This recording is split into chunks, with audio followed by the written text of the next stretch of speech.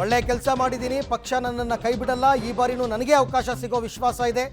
High command ಎಲ್ಲವನ್ನ ತೀರ್ಮಾನ ಮಾಡುತ್ತೆ, 3ನೇ ಬಾರಿಯೂ ಮೋದಿ ಹೆಸರಿನಲ್ಲೇ ಗೆಲ್ತೀನಿ ಅಂತ ಮೈಸೂರಿನಲ್ಲಿ ಪ್ರತಾಪ್ ಸಿಂಹ ಅವರು ಮಾತನಾಡಿದ್ದಾರೆ. ಚುನಾವಣೆ ಅಂತಂದರೆ ಆಕಾಂಕ್ಷಿಗಳು ಇರ್ತಾರೆ. ಅಂತಿಮವಾಗಿ ನಮ್ಮ ರಾಜ್ಯ ನಾಯಕರು ಹಾಗೂ ಕೇಂದ್ರದಲ್ಲಿರುವಂತಹ ಮೋದಿಜಿ, ಸೆಂಟ್ರಲ್ ಎಲೆಕ್ಷನ್ ಕಮಿಟಿ ಎಲ್ಲರೂ ಕೂಡ ನಮ್ಮ ಪರ್ಫಾರ್ಮೆನ್ಸನ್ನು ಇವ್ಯಾಲ್ಯೂಯೇಷನ್ ಮಾಡಿ ಒಳ್ಳೆ ಕೆಲಸ ಮಾಡಿದ್ದೀವ ಬರೀ ಅಥವಾ ಹೆಸರು ಹೇಳ್ಕೊಂಡೇ ನಾವು ಸುಮ್ಮನೆ ಓಡಾಡ್ತಿದ್ದೀವ ಅಂತಲೂ ನೋಡ್ತಾರೆ. ನಾನು ಮೋದಿಜಿಯವರ ಹೆಸರು ಹೇಳ್ಕೊಂಡು ಅವ್ರು ಕೊಟ್ಟಿರುವಂಥ ಯೋಜನೆಗಳನ್ನು ನನ್ನ ಜನರಿಗೆ ನಿಯತ್ತಾಗಿ ತಂದು ನಾನು ಕೊಟ್ಟಿದ್ದೀನಿ. ನಾನು ಪ್ರತಾಪ್ ಸಿಂಹ ವಿತೌಟ್ ಮೋದಿ ಝೀರೋ. ಈ ಪಕ್ಷದ ವಿಶ್ವಾಸ ನನ್ನ ಮೇಲಿದೆ ಅಂತ ನನಗೆ ಖಚಿತವಾಗಿ ಗೊತ್ತಿದೆ. ಆದಷ್ಟು ಬೇಗ ಒಳ್ಳೆಯ ಸುದ್ದಿಯನ್ನು ನಮ್ಮ ಕೇಂದ್ರದ ನಾಯಕರು, ರಾಜ್ಯದ ನಾಯಕರು ಕೊಟ್ಟು ನನಗೆ ಮತ್ತೊಂದು ಅವಕಾಶವನ್ನು ಮಾಡಿಕೊಡ್ತಾರೆ ಅಂತ ವಿಶ್ವಾಸ ಇದೆ.